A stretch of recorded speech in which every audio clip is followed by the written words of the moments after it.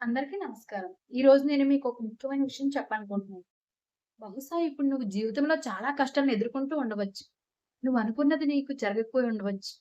నువ్వు అనుకున్న వాళ్ళు నిన్ను వదిలి వెళ్ళిపోయి ఉండవచ్చు. నువ్వు ఎంతో కష్టపడి చేసిన ప్రయత్నం విఫలమై ఉండవచ్చు. అప్పుడు నీకు నువ్వే అనుకుంటావు, నేను ఓడిపోయాను అని. కానీ నిజానికి నువ్వు ఓడిపోలేదు. నిజానికి ఓటమి అంటే పడిపోవడం కాదు. పడిపోయిన తర్వాత మళ్ళీ లేచి నిలబడకపోవడం.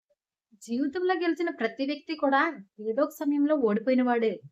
ఏదో ఒక టైంలో తనను తాను తక్కువ చేసుకునే ఉంటాడు. ఏదో ఒక టైంలో ఏడ్చే ఉంటాడు. కానీ తనను తను ఎప్పుడూ చులకనగా చూసుకోడు. ఎందుకంటే నేను సాధించగలను అని నమ్ముతాడు. ఒక్క విషయం గుర్తుపెట్టుకో. మబ్బులు ఎంత పెద్దవైనా సూర్యుడిని ఎక్కువ సేపు దాచి ఉంచలేవు కదా!